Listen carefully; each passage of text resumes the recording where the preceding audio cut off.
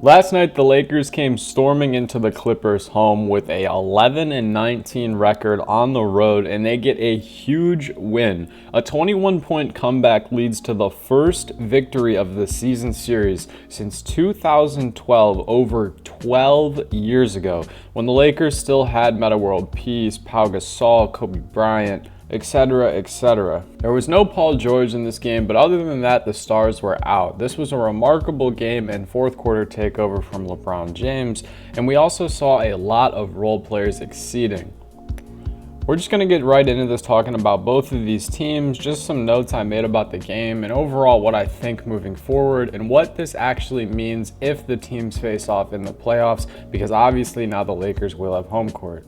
Barring, a situation in which they're tied, and it could not even be that. But first thing I want to say is the Lakers did a really good job getting into their sets tonight. Usually when you watch the Lakers play, at least in their first 20 or 30 games this season, one thing I really, and even a little bit in the in-season tournament we saw it, something I really don't like is when the Lakers show their age, and you see LeBron bring the ball up, or Anthony or Reeves or D'Lo, whomever brings the ball up, and they don't get into their set until 7, 8, 6 seconds left in the shot clock, and then it usually results into a shot that's chucked up or forced, however you'd like to say that.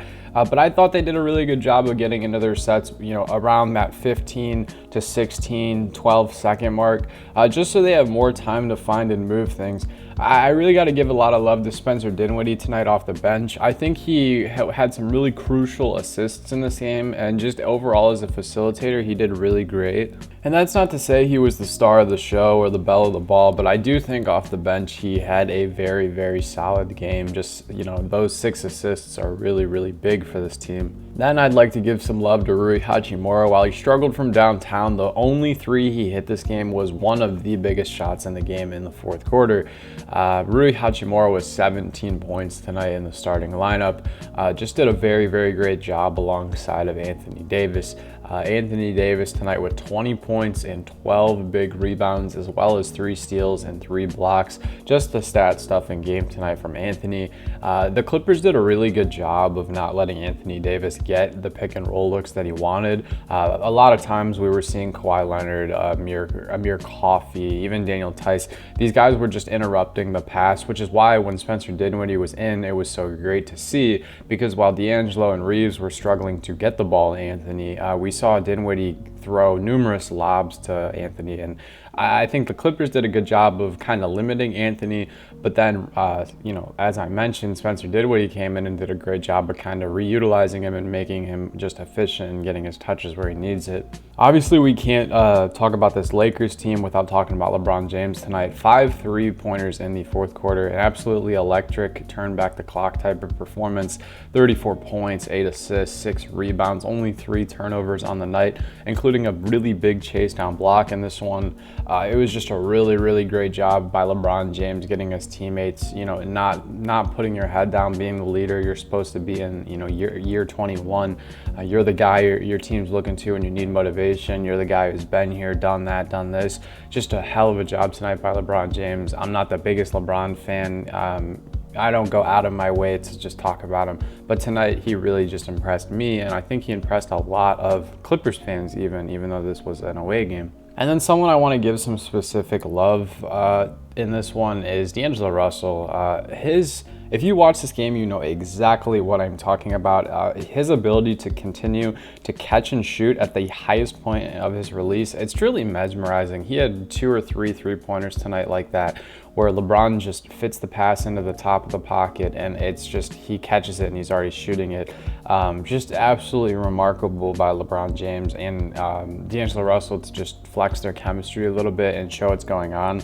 I feel like the writing was on the wall for this one, for the Lakers to have a comeback. Their pace was really, really great tonight, and we kind of saw the writing on the wall when they started the third quarter, the Clippers, and ended the second quarter a little bit running away with it, but then around the 8-minute mark, we see Austin Reeves rip James Harden. They get a fast break point, then a 3-pointer, then another 3-pointer, then next thing you know, it's an 8-point game.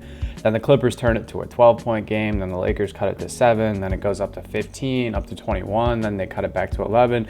It was just one of those games where the Lakers were showing a lot of perseverance and not quitting.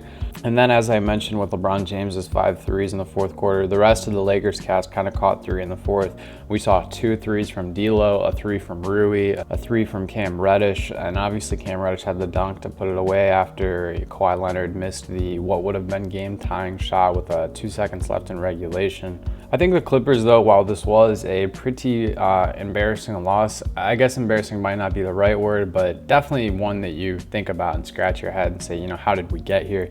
I gotta say, I think the Clippers are just growing more and more patient in their sets, especially Kawhi Leonard, man. I talk about this a lot with Luka Doncic and Nikola Jokic.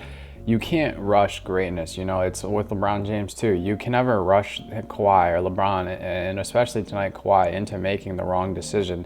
Yes, he missed that game-winning shot or game-tying shot, whatever have you, but I don't think it's something where he's going to talk about it post-game and say, hey, it was a bad shot, because he kind of got exactly what he wanted. I mean, obviously, we've seen him hit that shot tons of times. Sometimes it falls, and sometimes it doesn't.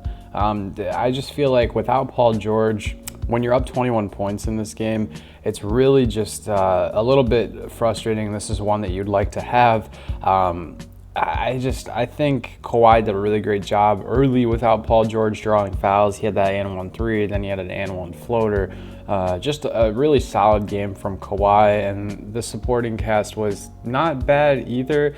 It's just a little bit inefficient from James. Amir Coffey gets one of his first starts this season, and he has a decent little 8-point performance, but he missed a couple big shots down the stretch.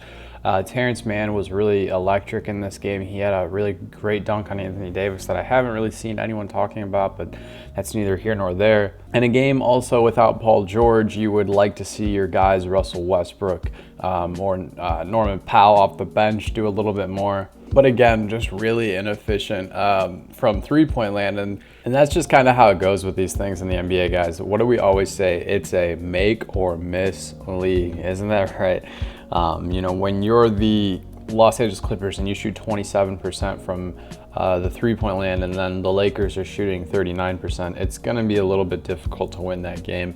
I mean, outside of Kawhi Leonard, we're talking Daniel Tice 1 for 4, Harden 2 for 9, Amir Coffey 2 for 6, Norman Powell 2 for 9, Russell Westbrook 0 for 2. Just a really rough game shooting the ball. It was interesting to see PJ Tucker get some minutes tonight, even though it just looked like cardio as he just grabbed a couple rebounds. What do I think this matchup means going forward in the playoffs, barring a tiebreaker? If the Lakers and Clippers somehow get matched up in the first round, I do not think it's going to be a close series. I think the Lakers would probably steal the first game, and then I would predict that the Clippers would win in 5 or 6. I think the Lakers will show some life. I think they'll make it competitive. They'll make it interesting, or maybe the league will make it interesting if you wink, wink, you know what I'm saying. But I can't. This was a misstep by the Clippers. They blew a big lead in Clippers fashion without Paul George. I'm not saying Paul George is the big difference maker, but I mean, you're not paying him supermax money for nothing. What do you guys think if they match up in the playoffs? Let me know what you guys think in the comments if they'd win.